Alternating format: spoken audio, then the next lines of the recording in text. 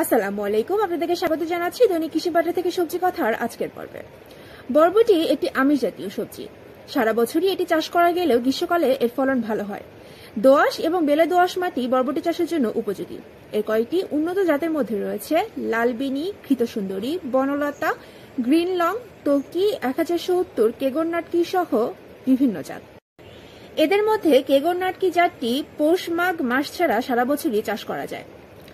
মধ্য মাঘ থেকে মধ্য আশ্বিনের মধ্যে চাষ করা যায় ঘৃতসুন্দরী এবং গ্রিন লং। উল্লিখিত জাতগুলোর মধ্যে কেগর নাটকি এবং লালবেনি জাতের ফলন সবচেয়ে বেশি, তবে খেতে ভালো ঘৃতসুন্দরী।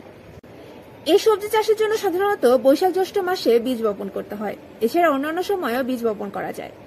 বপনের জন্য হেক্টর প্রতি 8 থেকে 10 কেজি বীজের প্রয়োজন হয়। 4 থেকে 5টি চাষ ও মই দিয়ে জমি ভালোভাবে প্রস্তুত করতে হয়।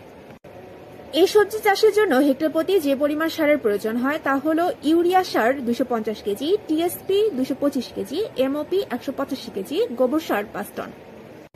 সার প্রয়োগের ক্ষেত্রে গোবর ও টিএসপি সম্পূর্ণ পরিমাণ এবং অর্ধেক এমওপি সার শেষ চাষের সময় জমিতে প্রয়োগ করতে হয়। পরে বীজ বোনার 20 দিন পর 100 গ্রাম ইউরিয়া ও বাকি অর্ধেক এমওপি সার উপরি প্রয়োগ করতে হয়। জমির পরিচর্যায় চারা বড় হলে জমিতে মাচা বা বাউনি দিতে হবে। জমিতে যাতে পানির অভাব না হয় সেজন্য প্রয়োজন মতো সেচের ব্যবস্থা করতে হবে। জমি আগাছা মুক্ত রাখতে হবে।